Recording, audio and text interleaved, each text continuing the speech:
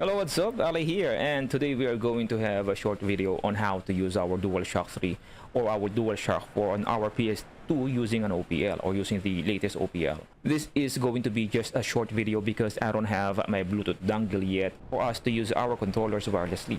So for this video, we are going to use our cables to connect our controllers to our PS2. And let us proceed to our requirements. For this video, we are going to need, of course, our Dualshock 3 and our Dualshock 4. And the charging cable to connect them to our PS2. And by the way, we are just going to show you how to connect the Dualshock 3, but the procedure to use your Dualshock 4 is exactly the same. You will need to have the latest OPL for you to be able to configure your Dualshock 3 and your Dualshock 4. Having said that, let us now proceed to our launcher and prepare our controllers. Please check the description for the links of the latest OPL and download the file, extract the file, and save it to your USB. And if you want to transfer the file to your USB, just follow the steps. Open the file browser and check on mass. This is the browser for your USB, and check the folder where you place your files. So in my case, I put it in my pops, and this is my latest OPL file. So just copy the file R1, then press on copy and paste it to wherever you want to paste it. So for me, I will not paste, I will no longer copy this because I already have my latest OPL. So I'm just showing you how to do this in case you want to update your OPL. So paste it anywhere you like, and let's move on. So I will just load this. This is my latest OPL. All right. So once you're here, highlight the game, then press triangle and go to the configure pa demo. And here you will see the configuration where you can play around with your Dualshock 3 and Dualshock 4 controllers. Just make sure the settings mode is on global, pad emulator on, and if you have a Bluetooth dongle, you can choose it here, Bluetooth. Then you can just configure the configuration below to be able to connect your controllers wirelessly. But again, I don't have my Bluetooth dongle yet, so we'll just leave it to USB. But don't worry, we are going to have a separate video on how to connect them wirelessly once we have once our Bluetooth dongle has arrived. Multi-tap emulation, you can just leave it. And setting to port, here you can set your controller. You can actually have multiple controllers on your PS2. I mean, you can have multiple Dualshock 3 or Dualshock 4 controllers on your PS2. And emulation, you must make sure that it's on. Otherwise, when you exit OPL, you will lose your control for your Dualshock 3 or your Dualshock 4. And once you are satisfied with the configuration, just click on OK, and don't forget to save the changes.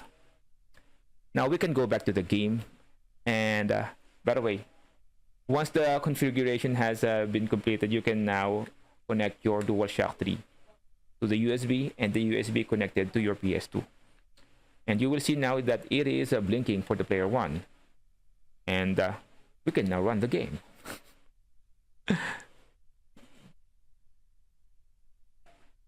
You don't have to remove your PS2 controller because once the game launches, the control will automatically be on your Dualshock 3. So you will see that the control is now on my Dualshock 3 and not on my Dualshock 2. So you can just leave it anywhere you like. Click on continue. Of course, this is on the game already. And let's just try to play the game to check how is the control or how is the input. Is there any lag? And by the way, I don't see any lag, or I haven't noticed any lag from my previous games. But let's try to play this or to check this on a fighting game to see how well it works. Bloody Roar 3.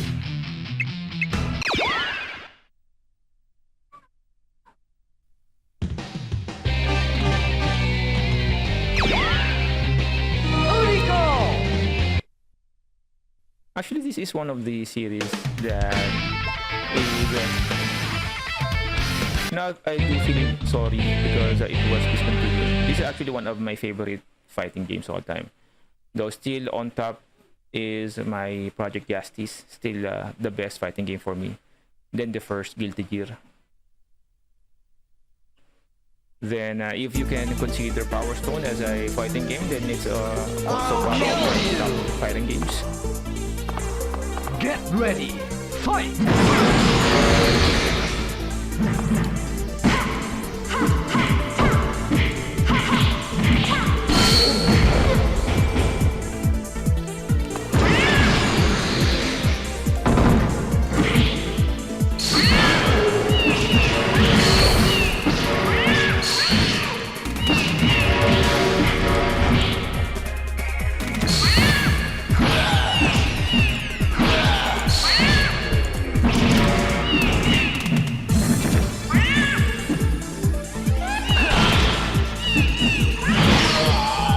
so I think that's it.